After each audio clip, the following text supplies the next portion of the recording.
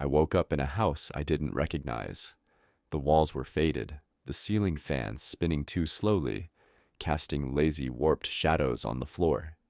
There was a noise outside, deep, rhythmic, like distant thunder, but not like any storm I'd ever heard. It wasn't wind or rain. It was heavier. It vibrated through the bones of the house, made the windows tremble slightly, like they were trying to breathe. Still groggy, I stumbled to the front door. The moment I stepped outside, everything changed. The street was chaos. People I didn't know ran past me, wide-eyed, breathless, screaming over each other. One woman grabbed my arm, nails digging into my skin.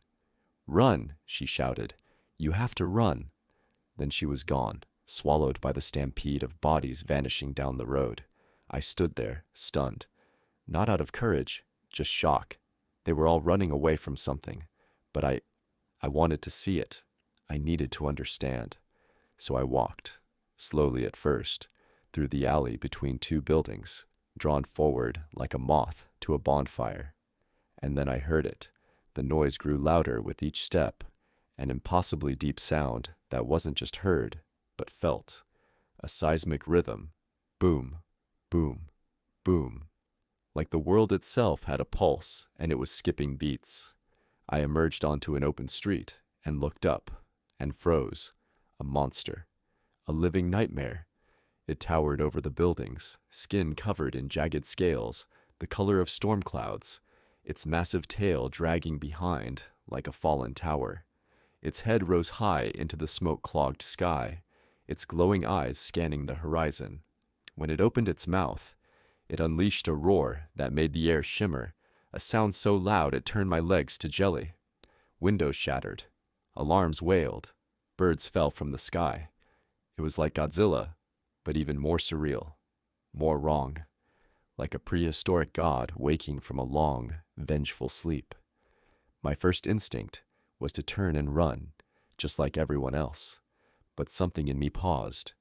Maybe it was stupidity, maybe adrenaline, maybe that strange pull you feel in a dream where terror and fascination blur.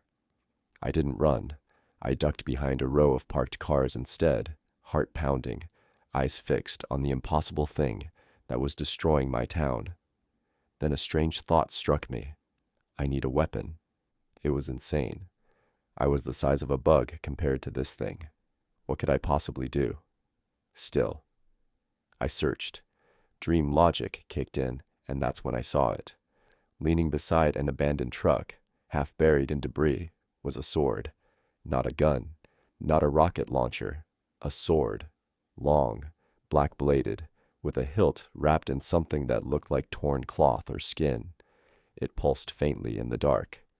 I didn't question it. I picked it up, and the moment my fingers closed around it, I felt something ignite in me. Not courage. Something sharper, wilder.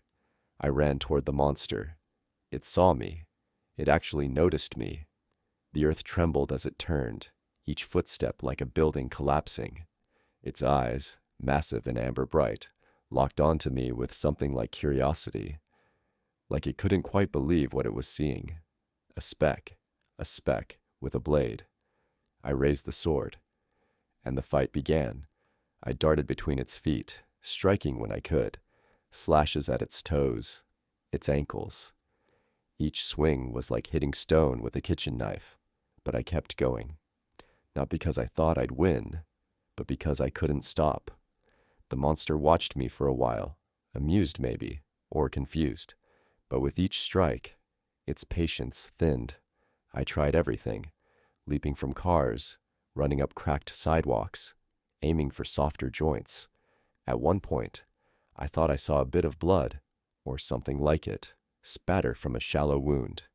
And in that moment, I felt a rush, that flicker of cool, reckless adventure that comes from doing the impossible. Then everything changed. The monster stopped. Its expression darkened. The ground cracked beneath me as it lifted one massive foot and slowly raised it over my head. I didn't run. I looked up, sword raised, and then darkness. I woke up in my own bed, breathing hard, heart racing, sheets soaked with sweat. The noise was gone. The monster, the town, the sword, all vanished. But the feeling remained. That weird mix of fear, awe, and thrill. Like I just walked out of a movie that had crawled inside my chest and refused to leave. I sat there, stunned, trying to make sense of it, but there was nothing to make sense of. Just that lingering adrenaline, and the quiet suspicion that somewhere the monster was still out there, and maybe next time I wouldn't wake up in time.